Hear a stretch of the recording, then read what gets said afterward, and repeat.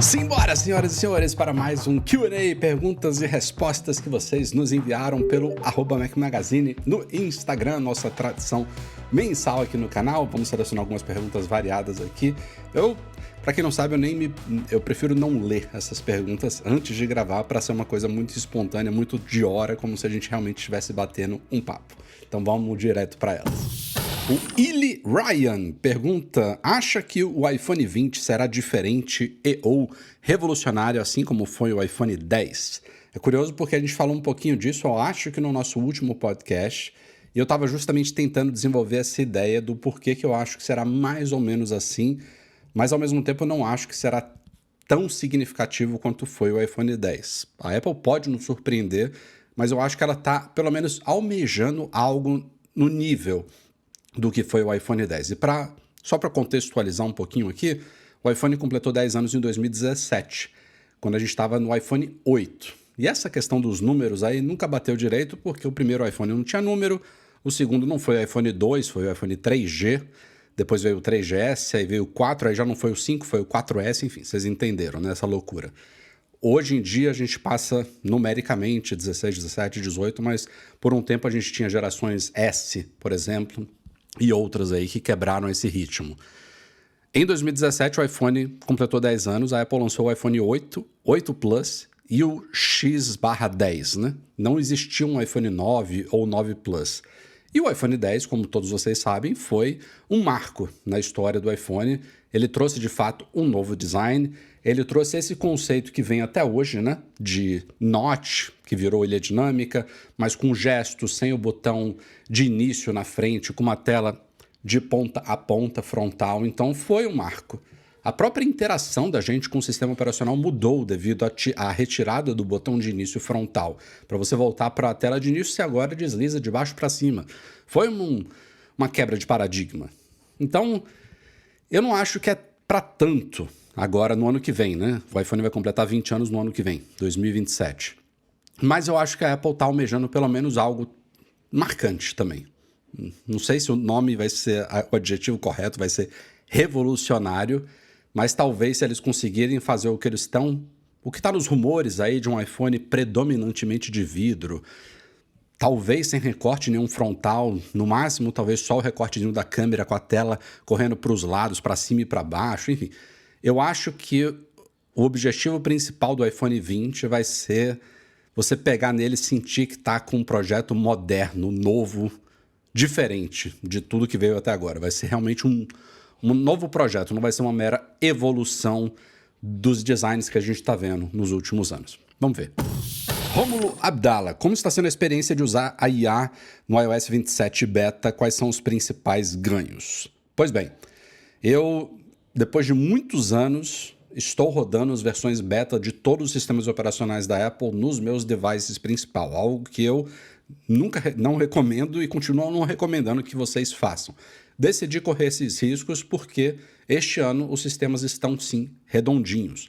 De novo, não quero aqui assinar embaixo e recomendar que todos façam isso agora. Façam por sua conta e risco, tal como eu decidi fazer. Estou enfrentando alguns probleminhas, algumas instabilidades, é normal. A gente ainda tem aí pelo menos mais um mês inteiro até o lançamento oficial dos novos sistemas. Então, decidi fazer isso primeiro por isso, por eles estarem redondinhos, e segundo para ter a experiência com as novidades, principalmente com a Siri AI. Então eu não só instalei os sistemas beta em todos os meus devices, iPhone, Mac, Apple Watch e afins, como eu ainda troquei tudo para inglês. E é legal porque tanto no Mac quanto no iPhone você pode individualmente por app trocar o idioma. Então tem alguns apps que não funcionam bem em inglês. Sei lá, o app do meu banco, o app de comida, de pedido delivery de comida. Esses específicos, tem alguns, eu troquei de volta para português, mas o sistema como um todo está em inglês. E a maioria dos aplicativos eu estou usando em inglês, porque a Siri AI inicialmente só funciona em inglês. Mas eu confesso que assim, ela tá muito bacana. Já fiz vídeo aqui no canal, vou deixar aqui no card para quem não viu. Aliás, esse que eu deixei no card é o vídeo principal da Siri AI. Depois eu mostrei ela também funcionando no macOS Golden Gate, que é um pouquinho diferente, mas a inteligência em si é a mesma. Tá muito bacana, tá bem melhor do que antes. Mas o fato de ser inglês, e eu tenho um inglês ok, no dia a dia complica um pouco, sabe? Sei lá, você tirar dúvidas, fazer interações. Eu tive que renomear boa parte dos dispositivos domésticos aqui de casa para conseguir comandar eles em inglês, porque estavam com nomes em português. Então, se eu falasse alguma coisa, mexa, abra a persiana da cozinha. Não dá. Eu tive que botar shades ou blinds, kitchen, sabe? Nomes em inglês. Então, assim, no dia a dia acaba sendo um pouco de transtorno. E não mudou tanto assim, sabe? No dia a dia. Não acho que ela faz tanta diferença a ponto de, tipo, corra, instale os sistemas beta e use em inglês. Não é para isso. Mas é fato que melhorou bastante, estou curtindo. A Apple finalmente está acertando a mão. Os recursos novos de Apple Intelligence, que nada tem a ver com Siri AI, não precisa estar em inglês, do Foto, são muito legais, já usei algumas vezes na prática. Então, assim, o sistema em si, especialmente a questão de performance, de estabilidade, de ganhos de melhores interações. AirDrop, gente, o AirDrop tá como a gente sempre quis, sabe? Você toca para enviar, ele imediatamente estabelece a conexão e faz o envio, não tem mais aquela espera, aquele delay. Eles realmente consertaram a coisa. AirPlay é a mesma coisa, eu acho que eles são parecidos, AirDrop e AirPlay. Enfim, se você não instalou ainda e não tiver nessa ânsia toda, espera um pouquinho porque você vai gostar do que vem por aí. Sérgio Clemente Vitorino, li rumores de um MacBook Neo 2 com 12 GB de memória unificada. Existe algo a respeito? Ele vai sofrer aumento de preço? Ele já sofreu aumento de preço, né? Há cerca de um mês, mais ou menos, aí, a Apple reajustou Macs, iPads, até HomePod, Apple TV, Apple Vision Pro. Os únicos que ainda não foram reajustados foram Apple Watches e iPhones. Isso vai acontecer logo logo, né? Inevitável. E aí aquele preço surreal de lançamento, né, de $599 ou $499 para educação, já subiu $100. Não me surpreenderia que futuramente, talvez no lançamento da segunda geração, né, do MacBook Neo 2, ele suba de novo. A situação da crise das memórias aí de DRAM, de NAND e tudo mais, ela não está estabilizada e nem no caminho positivo. Ela ainda está num caminho negativo. Existem os mais pessimistas que falam que isso vai se estender até 2028. Então, se preparem. Mas sim, um dos principais rumores em relação ao MacBook Neo 2 é a subida de 8 para 12 GB de RAM, além de um novo chip, que deve dar um pouquinho mais de performance para ele. Então, acho que vai resolver talvez o principal calcanhar de Aquiles. Se esse novo chip também resolver as duas portas USB, né? Vocês sabem que ele tem duas portas laterais, só que apenas uma delas é USB 3, né? A mais recente, a outra ainda é USB 2. Se a Apple conseguir colocar 12 GB de memória, um chip um pouquinho melhor, e esse chip viabilize duas portas USB 3, a máquina vai ficar show. Aí fica só a torcida para, quem sabe, eles conseguirem manter esse preço atual já reajustado. Hugo Felinto, será que multiusuários no iPad chegam no iPadOS 27? Não, né? O iPadOS 27 já está em teste, já foi anunciado na WWDC, não há esse recurso, não há sequer referências a eles nos códigos, né, que poderiam ter vazado, o que é uma grande pena, né? O iPadOS ele é curioso. Ele tem anos que a Apple dedica uma parte da keynote da WWDC ao iPad, demonstra recursos novos, específicos para ele, estilo Stage Manager, né, organizador visual. Tem outros anos que ele passa batido, simplesmente ganhando coisas que são compartilhadas com o iOS ou o iPadOS, que foi o caso deste ano. Eu não sei nem se eles citaram o iPad na keynote deste ano, que é uma grande pena. E esse recurso especificamente é uma coisa que a gente aqui fala no Mac Magazine já há anos, o quão vergonhoso que é a Apple não oferecer isso para os usuários. Porque o iPad, beleza, a gente tem um modelo de entrada lá com preço acessível, mas a gente tem também iPads Air e iPads Pro que podem passar de $2.000. É um dispositivo que pode, não é obrigatório, mas ele pode ser compartilhado por mais de uma pessoa, tal como Macs já são desde sempre. Você pode ter um Mac só seu, só para uso pessoal, só para uso profissional. Idem iPad, você pode ter um uso individual só para você, mas ter a possibilidade de você criar múltiplos perfis de usuários e em uma casa, por exemplo, você ter um iPad só que você, sua esposa, seu marido, seus filhos possam usar, cada um no seu ambiente, com sua organização, seu wallpaper, seus aplicativos, seus documentos separados, isso daí para mim já tinha que ter acontecido há muitos anos. É muito feio até hoje a Apple não oferecer isso no iPadOS. João Poco 81, o que esperar do Watch Ultra 4? E o preço, acha que passa dos $1.000? Olha, eu espero que não, viu? O Ultra já é um relógio caro. Eu relutei, inclusive, não peguei o primeiro Ultra, acabei pegando quando saiu o Ultra 2. Estou feliz da vida porque já teve Ultra 2 de novo, né? Com uma versão preta, já teve Ultra 3 e eu continuo com o meu primeiro Ultra 2. Isso, assim, se os rumores deixando se confirmarem, se o Ultra 4 não trouxer nada muito significativo, eu pretendo continuar com esse daqui, porque até a bateria dele, como ela... Eu não faço tantos ciclos assim, ela tá no modo de carregamento otimizado, então todos os dias eu acordo com ela limitada a 80% e dá tranquilo no dia, você vê, ó.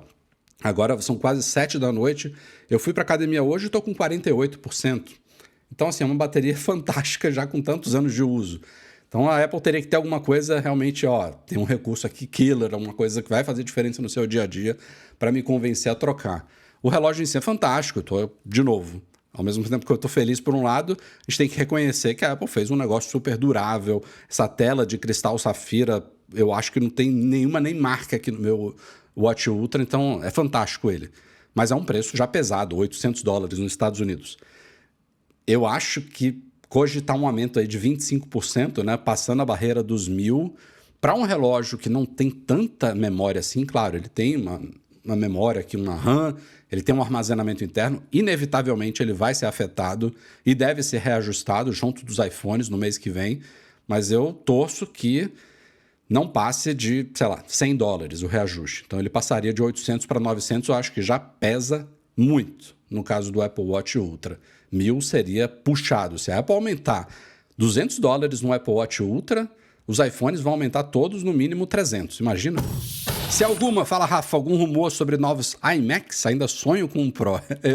Eu acho que eu lembro de você em outros Q&As falando sobre o iMac Pro, mas rumor de iMac Pro tá bem fraquinho. Não sei se a Apple vai fazer isso.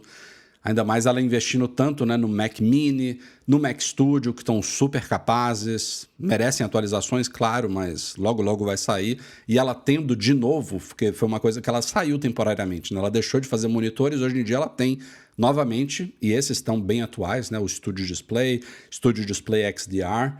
Então, eu entendo o seu desejo, acho que seria bonito ter na linha, sabe, um iMac Pro com um visual profissional, mais dark, talvez mais espesso, com o chip super capaz lá. Basicamente isso, né? Um Mac Mini super poderoso, ou um Mac Studio, dentro de uma carcaça all-in-one. É a ideia do iMac.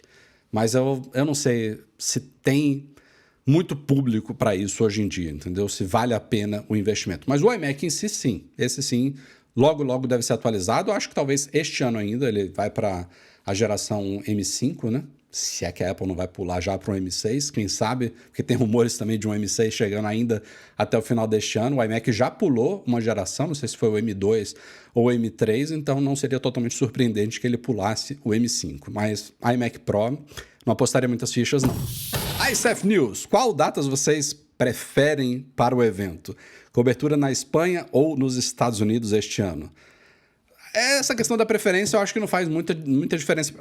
Até tem. Eu ia falar que não, mas tem uma preferência para mim. Eu tô abrindo um calendário aqui.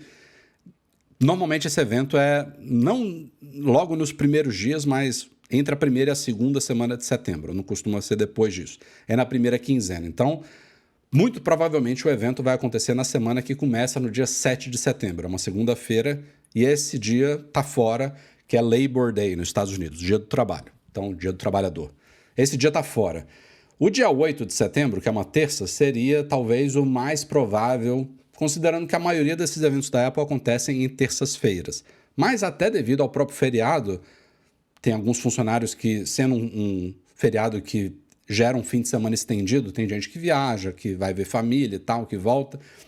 Então talvez, até para a imprensa também, né, convidados, talvez eles deixem esse dia para a locomoção de convidados e empregados para se prepararem para o evento. Senão a galera teria que já viajar para Cupertino na segunda-feira, feriado. Ou seja, posto isso, e o Mark Gurman já também apostou nisso, a data mais provável para o evento é dia 9 de setembro, quarta-feira. E eu prefiro essa data também porque dia 8 é aniversário de minha esposa. Então pronto, foi o que eu falei. Porque eu não tinha preferência, mas tenho. Pelo menos no dia 8 eu vou poder almoçar, jantar com ela, comemorar. Bacana. E aí, o evento dia 9 de setembro, quarta-feira. Se tudo ocorrer como os anos passados, na sexta-feira seguinte, dia 11 de setembro, começam a pré-venda. Aliás, 11 de setembro para uma pré-venda também é meio punk, né? Nos Estados Unidos. Mas, enfim, pode ser que aconteça. E aí os aparelhos chegarem ao mercado na outra sexta-feira, dia 18 de setembro. Eu acho que é o padrão. E aí o ICF falou aqui de Estados Unidos porque tá rolando um rumor de que o iPhone Ultra, né, o primeiro dobrável da Apple, ele vai chegar inicialmente aos Estados Unidos e depois vai se expandir internacionalmente. A fonte do rumor não é muito confiável. A gente cobriu até para gerar discussão, né, o debate, será que sim, será que não, até porque isso já aconteceu com o Apple Vision Pro, mas no caso do iPhone eu não acredito tanto nessa possibilidade.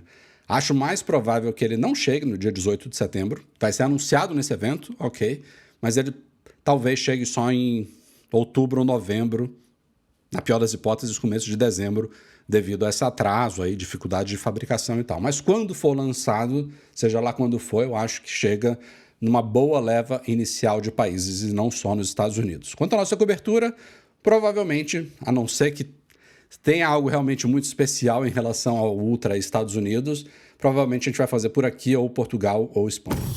E para fechar por hoje, Jefferson DC. iPad mini OLED, expectativa real ou fantasia? Eu acho que é uma expectativa real, só que é difícil de acreditar que a Apple já vai fazer isso agora.